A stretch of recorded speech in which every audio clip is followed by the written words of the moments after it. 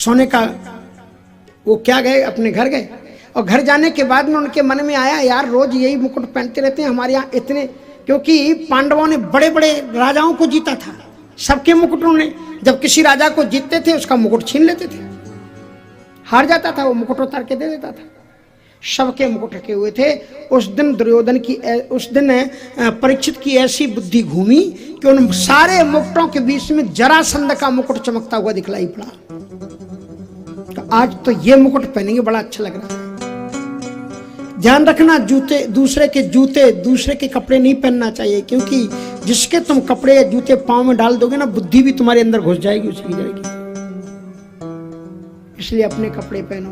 दूसरे लोगों की आदत होती, किसी का भी कपड़ा डाल लेंगे, किसी का भी जूता डाल लेंगे, किसी का भी कोट पहन लेंगे। इसलिए अपने कपड़े, महाराज उन्होंने दूसरे का मुकुट डाल लिया, जिसका मुकुट पहना उसकी बुद्धि आ गई। जो हरदम महात्माओं का सम्मान करते थे, उन्होंने जंगल में जाकर के समीक ऋषि ने उनका उठ करके स्वागत नहीं किया, उनके गले में मृत सर्प लटका दिया। यो वै द्रोणश्च विप्लुष्टो न मातु रुद्रे मृता अनुग्रहाद भगवत कृष्ण शाकृष्ट कर्मणा। जो मां के गर्भ में नहीं मरा, मालूम कैसे वो मरा? एक ऋषि के श्राप से मरा। सवै द्रोणश्च विप्लुष्टो न मातु रुद्रे मृता अनुग्रहाद भगवत कृष्ण शाकृष्ट कर्मणा ब्रह्म कोपो तथा यस्तु। इसलिए उसका परिणाम क्या हुआ? मृत सर्प उसके गले में लपेट करके चले आए। उन्होंने सोचा कि मैं तो राजा हूं और राजा के स्वागत में तो महात्माओं को भी उठ करके खड़ा होना चाहिए। सचमुच में राजा में भगवान का अंश होता है, महात्मा को भी राजा का सम्मान करना चाहिए, शास्त्र कहते हैं। लेकिन यदि वो महात्मा ध्यान अवस्था में बैठा हुआ हो तो राजा का कर्तव्य है कि वो उसको प्रणाम करके चला आए, उसे जगाए नहीं। ध्यान में बैठे हुए थे महाराज समीक ऋषि, और उसको ये लगा, राजा परीक्षित को ये लगा कि ये महात्मा नाटक कर रहा है, हमको दिखा रहा है हम बहुत बड़े सिद्ध हैं, भजन में बैठ गया मुझे दिखाने के लिए, प्रभावित करने के लिए। इसलिए एक सर्प को, मृत सर्प को उसके गले में लपेटा और चलाया। उसके पुत्र श्रृंगी को जब पता लगा, उसने वहीं से श्राप दे दिया। कितपर्णा नदी में बैठा हुआ संकल्प कर रहा था, उसी समय संकल्प बदला और कहा, इति लंघित मर्यादम तक्षिका सप्तमे हनि दंक्षित स्म कुलांगारम शोधितो में ततद्रोहम। ए राजा, तुमने अपनी मर्यादा का उल्लंघन किया है। प्राचीन काल में जब राजा लोग ऋषिमुनियों के आश्रमों में जाते थे तो ये सोच लेते थे कि ऋषिमुनियों के आश्रमों में मेरा राज्य नहीं है, इसलिए बाहर ही रथ छोड़ देते थे और अपना मुकुट उतार करके महात्माओं के पास जाते थे। श्रृंगी ऋषि ने, समीक ऋषि के पुत्र ने श्राप दिया, तूने मर्यादा का उल्लंघन किया, एक ऋषि के गले में सर्प लटकाया तूने, इसलिए मैं तुझे श्राप देता हूं। दंक्षित स्म कुलांगारम शोधितो में ततद्रहम। 7 दिन के बाद में तक्षक सर्प के द्वारा डसे जाने से तेरी मौत हो जाएगी राजन, तेरी मौत हो जाएगी। तिलंघित मर्यादा।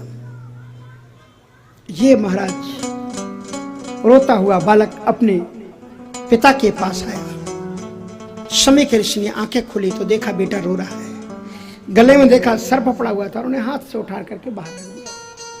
कहा बेटा रो क्यों रहे हो?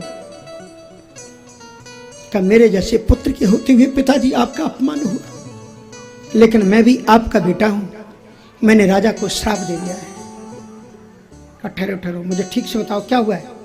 कहा परीक्षित आया और आपके गले में ये डाल करके तो मैंने उसको श्राप दे दिया। क्या श्राप दिया तुमने? कहा वो 7वें दिन मारा जाएगा सर्प के डसे जाने से। समीक ऋषि ने अपना मत्था ठोका, क्या अनर्थ कर डाला तुमने?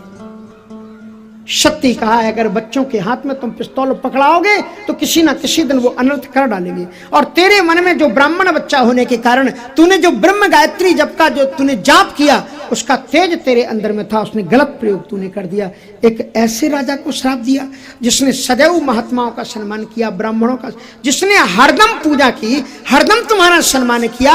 अगर उसके द्वारा कभी अपमान हो जाए तो जरा ठहर करके सोचना चाहिए कि जो हरदम अच्छे काम करता है उसने ऐसा काम कर्म क्यों किया।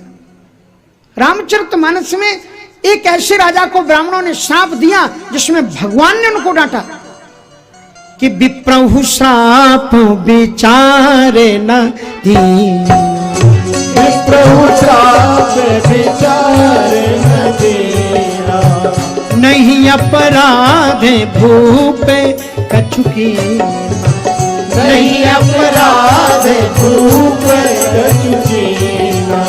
इसलिए अच्छा नहीं किया। ये तुमने प्रायः साधवा लोके परैर द्वंदेश योजता। साधुओं का स्वभाव क्या होता है जानते हो? दूसरों के द्वंद्व में अपने आप को संयोजित नहीं करता। प्रायः साधु लोके परैर द्वंदेश योजता। सुख और दुख की इस प्रिया को छोड़ देता। रागत द्वेष में पड़ करके तुमने श्राप दे डाला। तुमने अपने धर्म का परित्याग किया है। अब एक काम करो, जो श्राप होना था वो तो हो ही गया। कम से कम मरने के पहले राजा को बता तो दो कि उसकी मौत होने वाली है 7 दिन में। इसलिए 7 दिन के पहले वो कोई अच्छा कर्म कर ले। लेकिन बताना नहीं पड़ता है। राजा परीक्षित ज्यों ही घर लौट करके आए और उन्होंने अपना मुकुट उतार करके रखा, कलयुग ज्यों ही नीचे उतरा, राजा रो उठे। महीपतिस्त्वत् तत्कर्म गर्वीयं विचिन्तयन्नात्म कृतं सुदुर्मना। राजा आकर के सिर पटक पटक करके रोकने लगे कि मैंने ये क्या कर डाला। मैंने एक महात्मा का अपमान किया। और ईश्वर से प्रार्थना करते हैं कि अद्दैव राज्यम बलमृद्धि को, अद्दैव राज्यं बलमृद्धकोशं, प्रकोपित ब्रह्म कुलानलो मे, प्रकोपित ब्रह्म कुलानलो मे, दहतु भद्रस्य पुनर्नमे भूत्, दहतु भद्रस्य पुनर्नमे भूत्, पापीयसी धीर तुझ देव गो, पापीयसी धीर तुझ देव गो। हाय ये मैंने क्या कर डाला। अहो इमं पश्यत में विनाश, मैंने ये क्या कर डाला।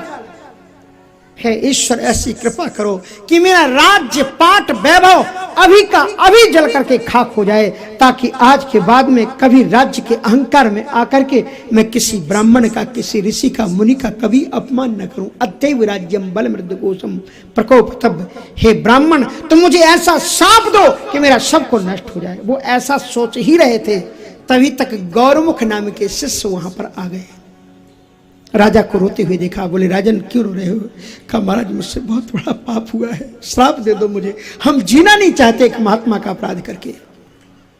गौरमुख के आंखों में आंसू आ गए। कहा महाराज हमारे गुरु तो बहुत महान है, उन्हें तो आपके प्रति भी कोई भी क्रोध नहीं आया, लेकिन भवितव्यता को कौन टाल सकता है। उनके पुत्र के द्वारा आपको श्राप हो गया है। गुरुजी ने भेजा है हमें आपके पास में कि हम आपको बता दें आज के 7वें दिन बाद तक्षक सर्प के द्वारा डसे जाने से तुम्हारी मौत होनी है। इसलिए तुम्हारे पास में अब केवल 7 दिन हैं। अभी से जो कुछ करना चाहते हो उद्धार के लिए वो कर लो। तुम यही केवल बताने के लिए आए।